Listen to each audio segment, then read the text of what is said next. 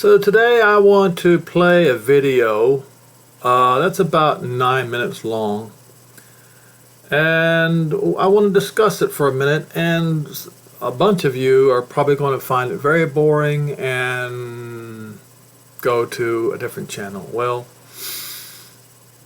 I hope you don't, because it's very important information I need to share with you, especially if you are a Jew.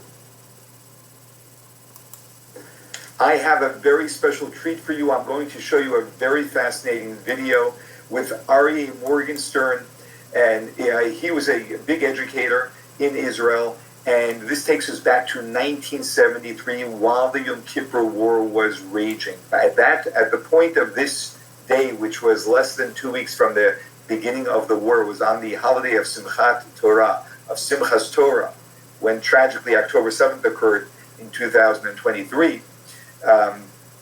50 years later. On this day, a delegation of diplomats from Israel came, as was traditional on this holiday. They would come to see the Rebbe, and the Rebbe spent an hour talking to them, as he's going to explain.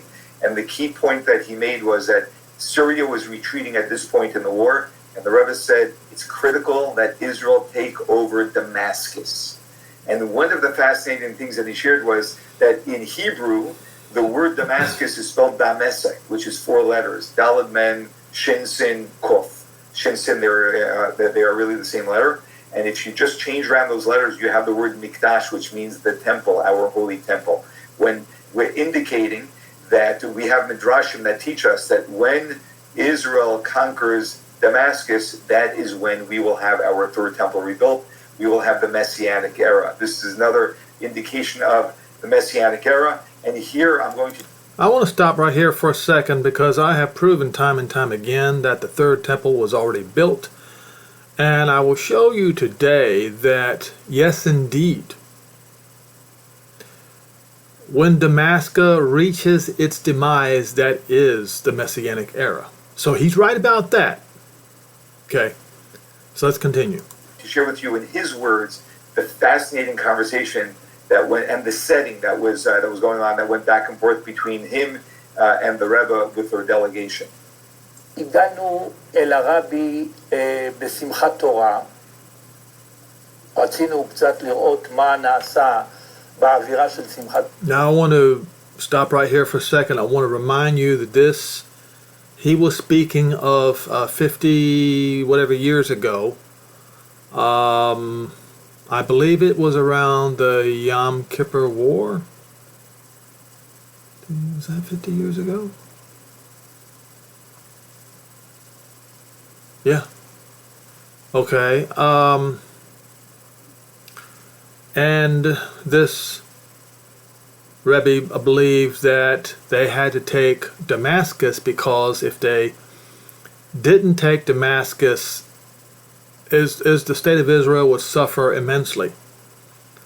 And of course he was proven to be right. התפלאנו שהעבירה הייתה מאוד אופטימית. הגענו בשמחת תורה, נכון שזה שמח והתכוננו, אבל לנו הייתה איזו מועקה על הלב שלא הבנו מה קורה. הרבי, כשהגענו לבית הכנסת, לבית המדרש, קראו לנו, הרבי עשה תנועה. And I want you to notice, he did not say synagogue. Synagogue is not a Hebrew word. He said Knesset. As soon as we entered the Knesset. הוא היה ביד וקראו לנו לעלות למעלה, הוא ראה אותנו, אותי, שאני הייתי נציג המחלקה לתרבות תורנית בארצות הברית, ואת קונסול ישראל בניו יורק, שלמה לוין, שיעלה איתי למעלה אל הרבי. התפילה נעצרה, זה היה לפני פתיחת הארון, לפני הרקפות, והרבי הזמין אותנו אליו, והוא עמד על יד סטנדר, ואנחנו עמדנו לידו, ובמשך כמעט כשעה הייתה שיחה בינינו, שהתנהלה כשבתוך האולם שקט, דממה, ואף אחד לא מדבר, וכולם מתרכזים בשיחה שלנו. והיה מעמד מאוד קשה, מכיוון שאנחנו לא ידענו מה עומד לקרות, מה הרבי רוצה מאיתנו. הרבי פתח והתחיל, והוא התחיל בדברים אופטימיים. הוא אמר שהוא לא רואה את הבעיה כבעיה כל כך חמורה, ואנחנו יכולים לצאת מהסבך של המלחמה. והוא אמר שהוא לא מבין למה ישראל לא כובשת את דמשק. אז כבר הייתה נסיגה של הצבא הסורי, הצבא הישראלי חזר וכבש את רוב רמת הגולן, והגיעו עד לקווים הקודמים. והרבי אמר, מדוע אתם לא כובשים את דמשק? הרי בסופו של דבר דמשק היא האויב האולטימטיבי, האויב הקשה ביותר של עם ישראל. הוא אמר גם שעד שלא יכבשו את דמשק ועד שלא יפילו את סוריה, לא ייגמר הסכסוך הישראלי-ערבי, משום שדמשק היא מסמלת את כושר העמידה של העולם הערבי. דמשק היא הקוץ בעיניו לגבי ירושלים. והוא אז דיבר איתנו הרבה על מדרשים זוהריים, שאומרים שאם אמרו לך ירושלים חרבה ודמשק חרבה, אל תאמין. אם אמרו לך ירושלים עומדת ודמשק עומדת, אל תאמין. אבל יש אפשרות הפוכה שירושלים תיפול חס וחלילה ודמשק תנצח, או ההפך, דמשק תיפול וירושלים תנצח. ועד שזה לא יהיה, אין שום סיכוי לשלום עם העולם הערבי. כלומר, השלום לעולם הערבי עובר דרך כניעה מוחלטת של סוריה. אנחנו כמובן, אני ושלמה לוין, הקונסול, ניסינו להסביר לרבי שקיים חשש שאם ישראל תכבוש את דמשק, הרוסים יתערבו במלחמה וחס וחלילה יכבשו את ישראל. היה איום, אולי מרומז, אולי דיפלומטי, באוויר, שהפחיד מכניסה ישראלית יותר מדי עמוקה לסוריה, כאילו הרוסים יתערבו לטובתם של הערבים, ואז מצבנו יהיה רע מאוד. לא בטוח מה יעשו האמריקאים. הרבי אמר לו, אין טעם, אין היגיון בתפיסה הזאת. הוא אומר שהרוסים סתם מאיימים, לא צריך לחשוש מהרוסים. האמריקאים מעוניינים שאנחנו ננצח את הסורים, הם רק לא אומרים לנו את זה. אבל המדיניות שלהם מובנת, והם יודעים שסוריה צריכה לקבל את המכה שלה כדי שיגמר כאן הסכסוך. והרבי ביקש מאיתנו, בתום שיחה ארוכה מאוד, שנחזור עוד באותו ערב, זה היה ליל שמחת תורה, מוצאי שמחת תורה שלנו, שאנחנו הישראלים היינו, כמובן זה יום טוב שני של גלויות, שנחזור לארץ ונטלפן, כל אחד למישהו מכיר, הוא יכול לטלפן, לראש הממשלה או לשר הביטחון או למישהו אחר מראשי השלטון בישראל, ונודיע להם שהרבי נותן פקודה. אני לא זכרתי בדיוק אם הוא אמר להם, אני נותן פקודה, אבל נדמה לי שכן. שאומר, אני נותן פקודה לכבוש את דמשק. כי זה צריך להיות התוצאה של המלחמה. הוא לא דיבר על מלחמת גוג ומגוג במפורש, אבל הייתה לי הרגשה שהוא רוצה להפוך את המלחמה הזאת למלחמה הסופית, כדי שעם ישראל ינצח פעם אחת ולתמיד בסכסוך הישראלי-ערבי. ולכן הוא אמר, תסעו, תגידו בשמי שאני נותן פקודה לכבוש את דמשק. מה שאני יודע ששלמה לוין טלפן ללשכה של גולדה, ראש הממשלה, אני, מה שאני יכול לספר מעדות שלי, הגעתי בנסיעה מטורפת לפרקווי, ששם גרנו מקראון הייטס, הגענו בלילה, מאוחר, טלפנתי מיד לתל אביב, חיפשתי את זבולון המר שהיה ידיד שלי, הוא היה אז חבר ועדת חוץ וביטחון, מראשי הצעירים במפד"ל, אשתו אמרה לי, מנחמיה, אמרה לי שהוא נמצא בישיבת ועדת חוץ וביטחון, והיא נתנה לי את הטלפון של ועדת חוץ וביטחון שישבה במשרד הביטחון בתל אביב. טלפנתי לשם, ביקשתי שיוציאו אותו מהישיבה, דיברתי איתו, סיפרתי לזבולון המר על כל השיחה שהייתה לי עם הרבי, ובעיקר המסקנה שהרבי אומר שיש לכבוש את דמשק. וגם אז זבולון אמר לי שהוא חושש שיש בעיה עם משה דיין, שר הביטחון, שפוחד מהתערבות רוסית. בזה סיימנו את העניין, ביקשתי ממנו שיעביר הלאה את ההוראה של הרבי שישראל צריכה לסיים את מלחמת יום הכיפורים בכיבושה של דמשק. כעבור חצי שעה אני מקבל טלפון מתל אביב, על הקו היה יצחק רפאל, שגם הוא היה חבר כנסת והיה מראשי המפד"ל. הוא ביקש גם לדעת בדיוק מה הרבי אמר, הוא גם ביקש לדעת מה ענינו לו בוויכוח שהיה על הבמה לפני פתיחת הארון וההקפות שהיו בבית המדרש.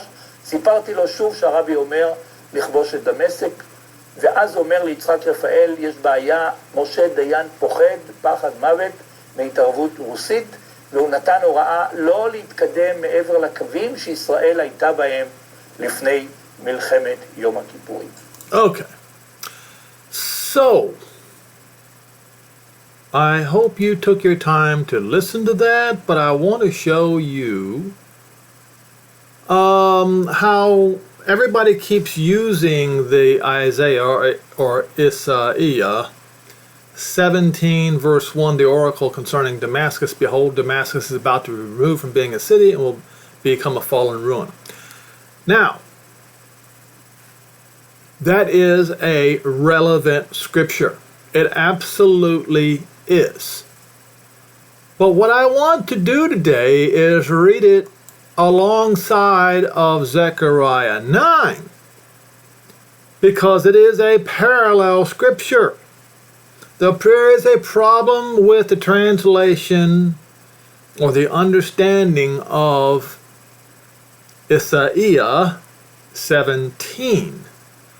But if, and everybody always avoids the latter or the summary of the scripture, which in this particular case is in the last 3 verses. Okay? So, pointing that out, I will begin reading Isaiah 17. The burden of Damascus. Let's look at Zechariah 9. Verse 1. The burden of the word of not the Lord, but Jehovah in the land of Hadrach. Where is the land of Hadrach? It is in the Idlib province. That is right up there, butting up to Turkey. And Damascus shall be the resting place thereof. So the burden of the word of Jehovah is going to rest in the land of Hadrach and Damascus. When the eyes of men, the tribes of Israel, will see Jehovah, literally, in those days. All right. So we look at this again, folks, and it says the burden of Damascus. Behold, Damascus is turned aside, is removed away, is cut off, turned off from being a city, and it shall be a ruinous heap. The cities of Aroer, 3 cities in Israel that are forsaken, will be where flocks will lay down, and none shall make them afraid.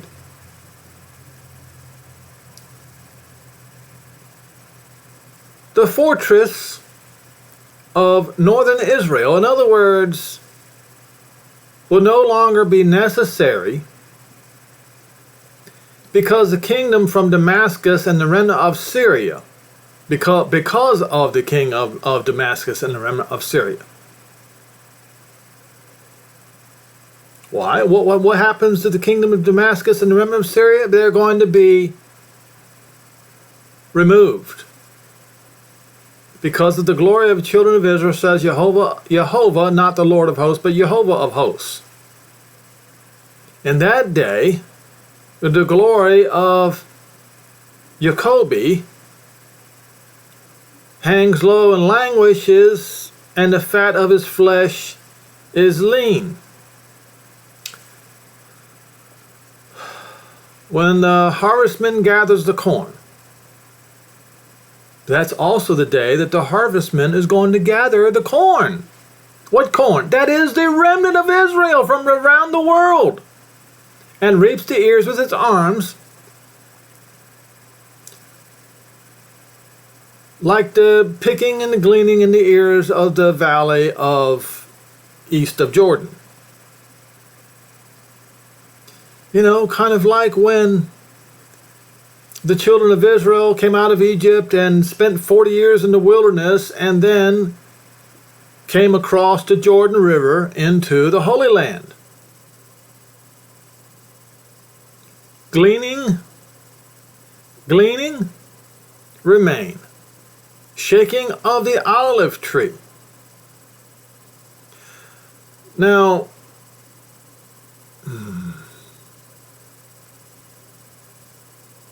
there are scriptures that point to the shaking of the olive tree.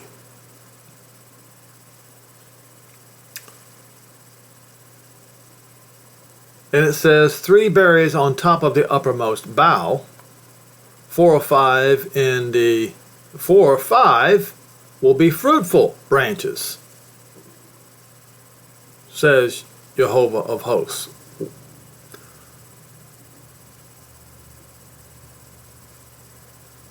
So the uppermost bough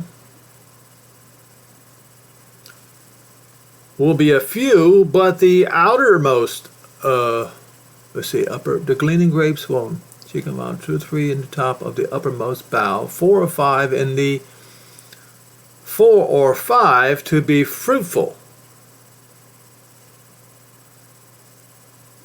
Okay, says Jehovah, Elohim of Israel. On that day, a man shall look to his Maker, and his eyes shall have respect for the Holy One of Israel. It says the same thing in Zechariah 9. It says, when the eyes of man, as all the tribes of Israel, shall be towards Jehovah. So now we know this is parallel scripture. These two. So we can confidently read them together, and if you don't understand it in one particular chapter, you'll get understanding in the other. All right, so let's continue then. He's no longer going to look to altars, the work of his hands, and neither will he have respect for the fingers which made and the groves or the graven images. These the children of Israelite, and those children of Israel in those days will no longer be idolaters. The children of Israel today are no longer idolaters, or the ones that are in the land of Israel today. They will be it no longer.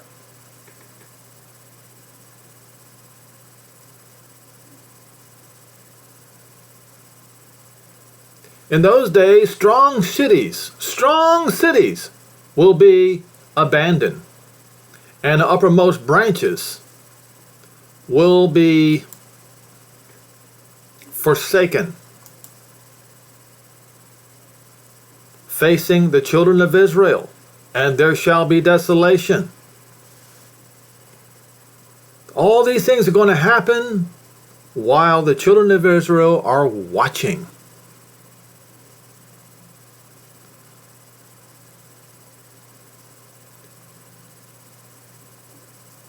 They forgot Elohim of salvation. Remember the rock of your strength. You will plant pleasant plants and shall set it, and it says, set it with another slip. In the day you shall make your plant grow in the morning, and you shall make your seed to flourish, but the harvest shall be a heap in the day of grief and of desperate sorrow. Well, who's the desperate sorrow and the grief going to be upon? You're going to find out in a minute.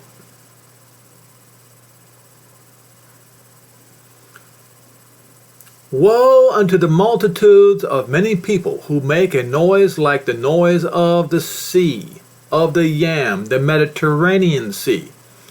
So it probably should read, woe unto the multitude of people who make the noise in the Mediterranean Sea, the roar, the uproar of the Gentiles, that make a rushing, crashing into ruin of the mighty water. The people, meaning the Gentiles, shall rush like the waters of rushing of many waters, but Jehovah shall rebuke them.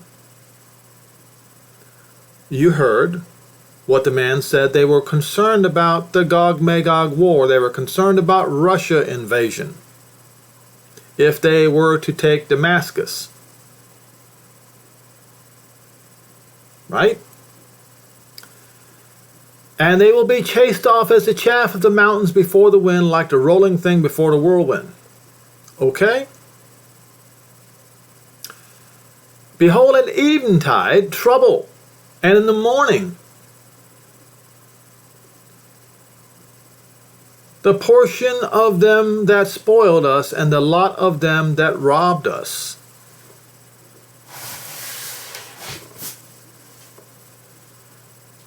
Who was it that robbed Israel? Who was it that robbed Jerusalem? It was the Romans.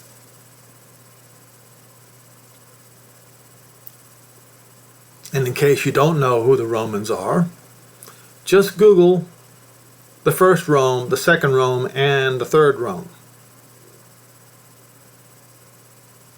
That's all you got to do. You'll understand. Now let's continue with Zechariah 9, the parallel chapter. There's more information here. Hama, on the border, by Tyre and Zidon. Abundant wisdom. And Tyre built herself like a stronghold and heaped up money as the dust, as fine gold, as a mire in the streets. Adonai will cast her out and will smite her power in the sea, and she shall be devoured with fire. Ashkelon will see it and fear. Gaza will see it and be very sorry. Well, apparently Hamas has now realized they have no hope if you have been following this war.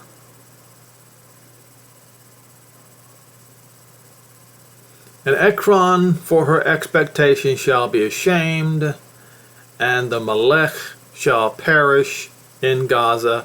And yes, they killed the leaders of Gaza. They did. So clearly, folks, we are entering into the Zechariah 9 and Isaiah 17 phase. What then is in the Zechariah 9 phase?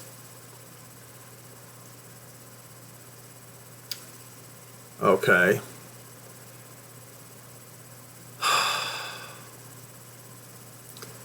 So it says, Mamzer dwelling in Ashdod, and I will cut off the pride of the Philistine. Well, the Philistine is Gaza today.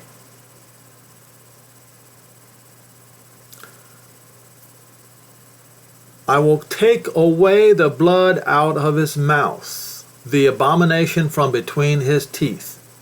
What is that abomination between his teeth? What is that blood that is in the mouth of the Pelisheth? Let me play it for you in this video. I'm not playing the whole video, just a little short portion of it. For too long. Viewer discretion as you watch this report. يابا انا قاعد اكلمك من جوا بصير افتح الواتس تبع كل وين شوف كيف القتلى شوف كيف قتلت بايدي يابا ابنك قتل يهود هاي دخل مغربين يابا يابا. And that's what he's talking about. This was concerning the October 7th massacre. Okay? But get rid of this thing here. All right. So, that is the blood that is in the mouth of the Pelisheth. He said he's going to remove the blood out of his mouth and abominations from between his teeth. The only ones allowed to remain where the Pelesheth lives when he is done will be for Elohim and the captain in Yehuda. In those days,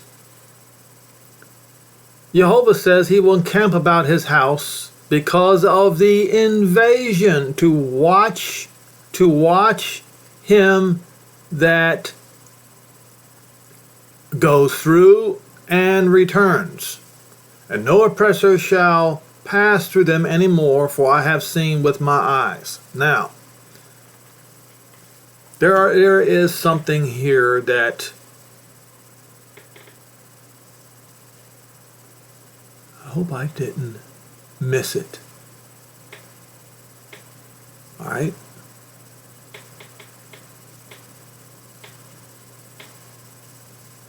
Rejoice greatly, daughter of Zion. Shout, O daughter of Jerusalem. Your king comes unto you. He is righteous, having salvation, lowly and riding upon an ass, upon the colt of a foal of an ass. I will cut off the chariot from Ephraim. In other words, there will be no more invasion in the north and no more invasion in Jerusalem. The battle bow will be cut off, and he shall speak peace to the Gentiles. And his dominion shall be from sea to sea, from the river to the ends of the earth, from the Euphrates to the Mediterranean Sea.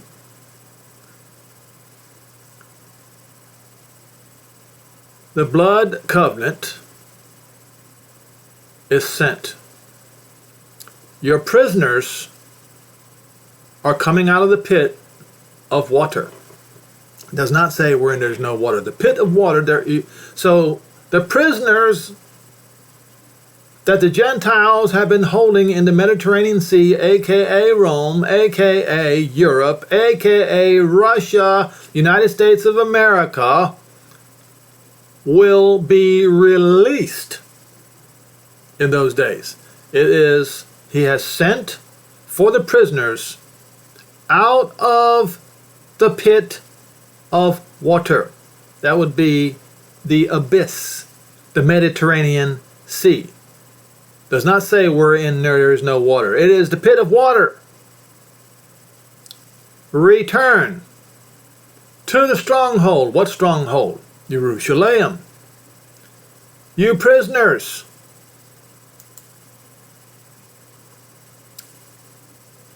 of expecting hope, today I do declare that I will render double unto you. And that is the day he's going to render double unto Rome for what Rome did to Jerusalem. I will bend or tread or march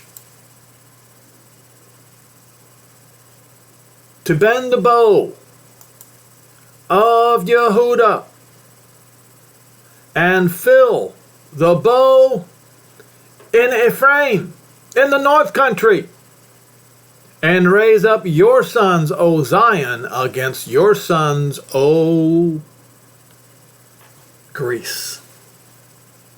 Yavan. That's right. Who are the sons of Greece? Rome. And make you a mighty sword, as a sword of a mighty man. And Jehovah, that is the Abba, shall be seen, and his arrow shall go forth like the lightning, and Adonai Jehovah shall blow the shofar, and walk in the storm of Yemen. That's what it says. Teman and Yemen is the same thing. Jehovah of hosts will defend, cover, surround, and devour and subdue with a hanging stone or sling stones. And they shall drink and make a noise of wine, and they will be filled like the bowls at the corners of the altar. Jehovah Elohim shall save them in that day, shall save the flock of his people, for they are the jewels of a crown lifted up as a sign upon his land.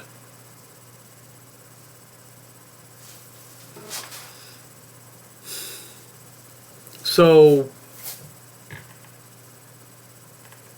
my message to the Israelis: you have a mandate. You have a mandate in the prophet Yoel.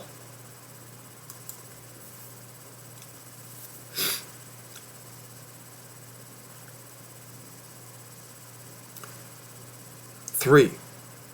In the day and time when I bring the captives of Yehuda and Jerusalem, well, they have been brought. They're there. I will also gather the Gentiles and will bring them down into the valley of judgment, and will judge them for my people and for my heritage Israel, whom they have scattered among the Gentiles and parted my land. They cast lots for my people. They have given a boy for a harlot, which is why, folks, there are many lost Israel living among the Gazans, the Jordanians, not even knowing that they are, because this happened. But he's going to gather them up too. And sold a girl for wine that they might drink. Tyre and Zidon, and the coast of Plesheth means a territory in South Mediterranean Sea coast of Israel, that is Gaza. And the coast of Gaza, will you repay me? If you repay me. And they did. Yes, they did. Now, repayment must come back. Now, vengeance must come back to them. Swiftly and speedily will I return your recompense upon your own head, because you have taken my silver and my gold, and you carried away into your temple my pleasant things. The children of Yehuda and Jerusalem you have sold to the Greeks, that you might remove them far from their border. I will raise them up out of the place where you have sold them. He did. And will return your recompense upon your own head. This is, I believe, commencing right now. It is nowhere near finished.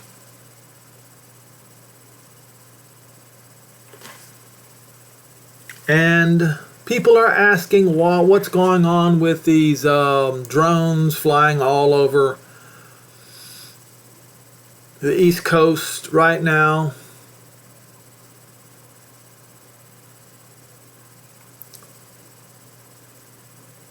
I figure there's probably something going on in the U.S. government that's going to keep the U.S. government occupied. I'm talking about inside the U.S. government, that's going to keep the U.S. government occupied for a while.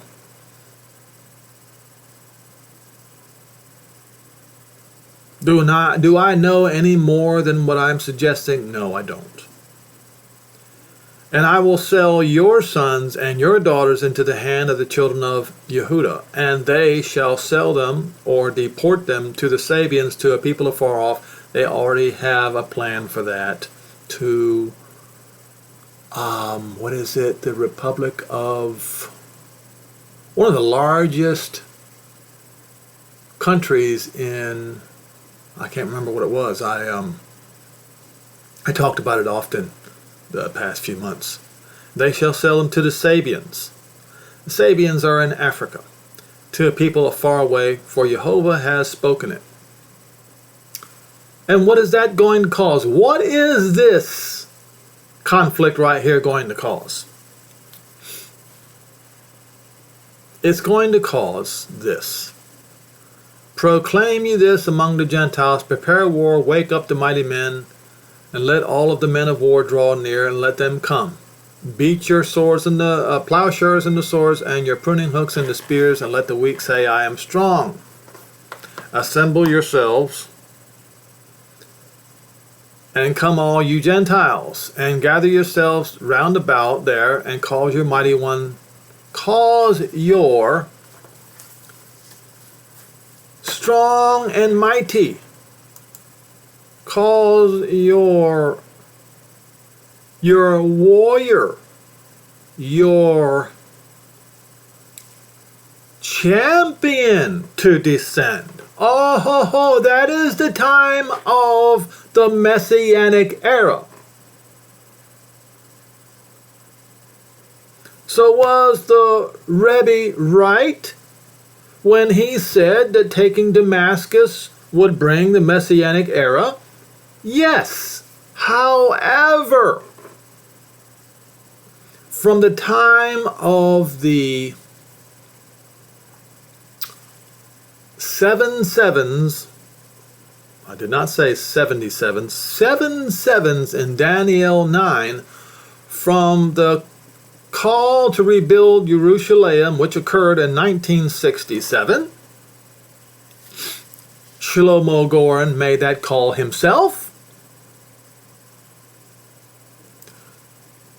The head of the IDF. 49 years later was in the Roman world 2016.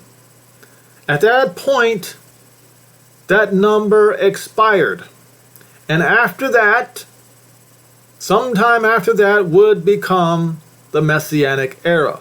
So to the Israelis, you are free to go and do what needs to be done according to the scripture concerning Damascus, concerning Gaza, and concerning Tyre and Zidon, southern Lebanon.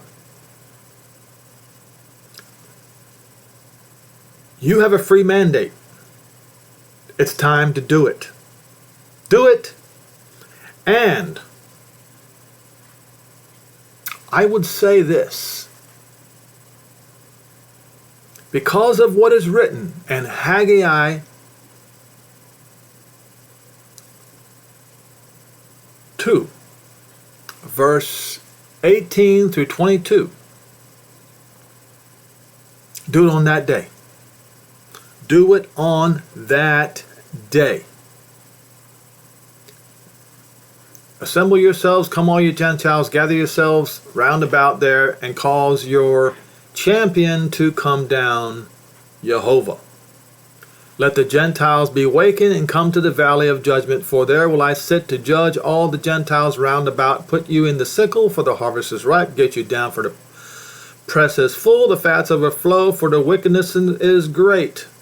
Multitudes and multitudes in the valley of decision, for the day of Jehovah is near in the valley of decision. The sun and the moon shall be darkened, and the stars will withdraw their shining, and Jehovah, not the Lord, but Jehovah, shall roar out of Zion and utter his voice from Jerusalem, and the heavens and the earth shall shake, but Jehovah will be the hope of his people. Now,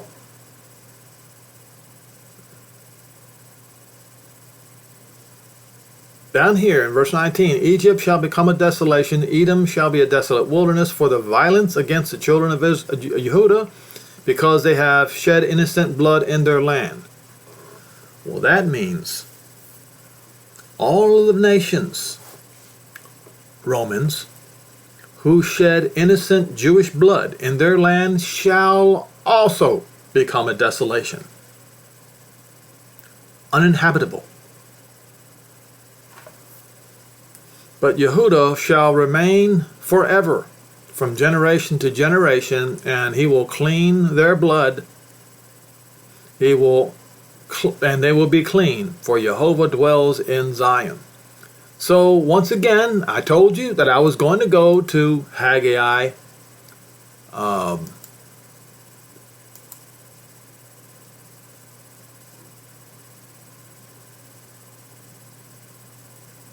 2.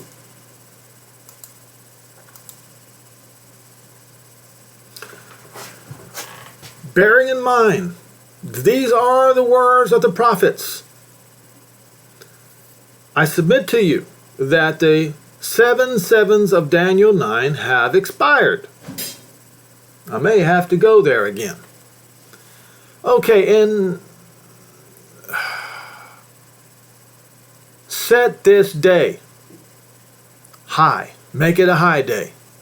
The 24th day of the 9th month, that's on the Hebrew calendar. The day that the foundation of Jehovah's temple was laid, set that day. Every Jew knows that is the first day or the eve of Hanukkah. Okay? Why would you set apart that day? Because it says, up until that day,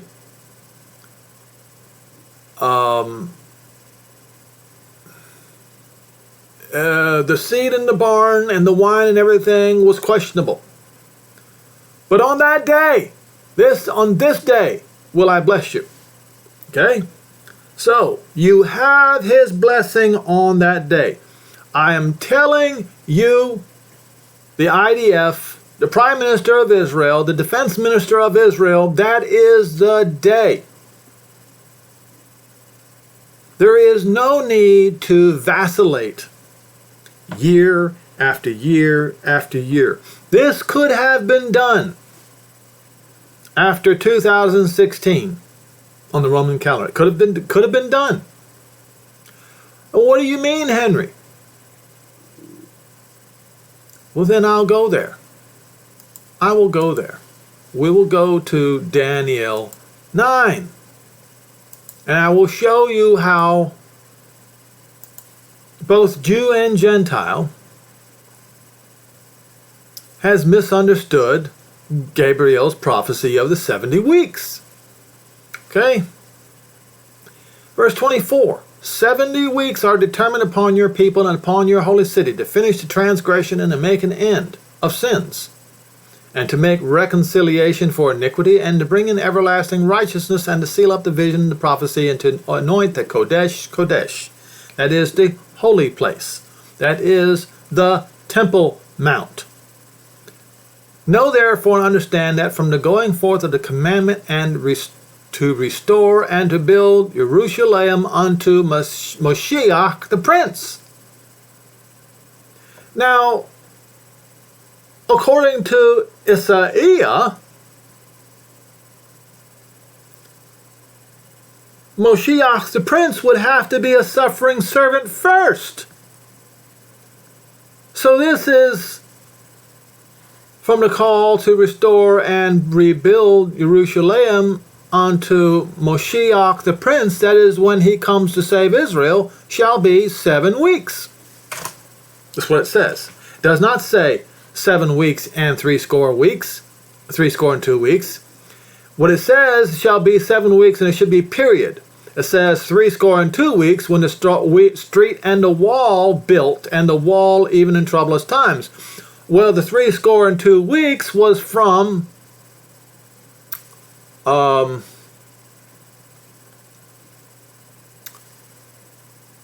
time that Nehemiah, is it Nehemiah? Well, the time that, I believe it was Nehemiah the prophet, or Nehemiah is how you should say it. Is that correct? It's been so long since I looked this up. When to build the street and the wall. The street and the wall is not rebuilding Jerusalem. Until Messiah was cut off, or when Mashiach was cut off, he was a suffering servant. So the 62 weeks is about the suffering servant being cut off. The 40 The 7 weeks, hold on. The 70, restored, revealed under Messiah. The 7 weeks is from the time of the call to rebuild Jerusalem. This is after Jerusalem was completely destroyed. You don't just rebuild the street and the wall. If Jerusalem is completely destroyed, you rebuild Jerusalem after Jerusalem was completely destroyed. The call to rebuild Jerusalem was made by Shlomo Goren, the IDF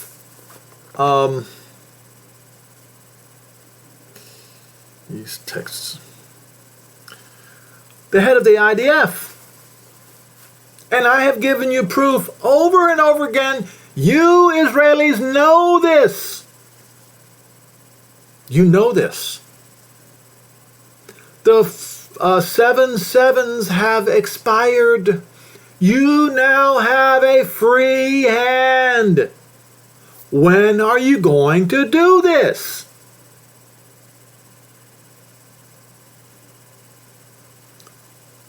Do it on Hanukkah.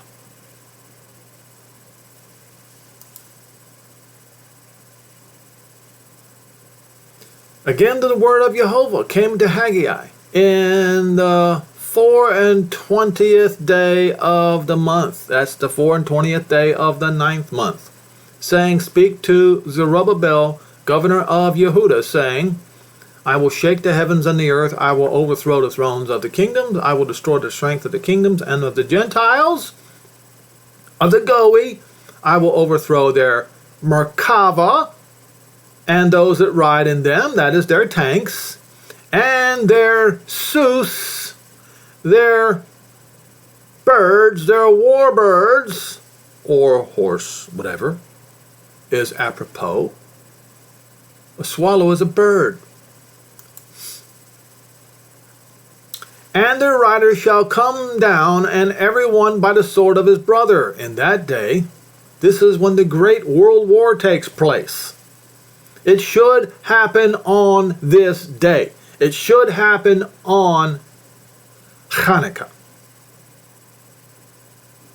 Says Jehovah of hosts, and I will take you, Zerubbabel, my servant, son of Shealtiel, says Jehovah, and will make you a sign. So his name will be a sign. Begotten in Babylon, come out of her, my people, and be not partakers of her sins. That is the sign of Hanukkah.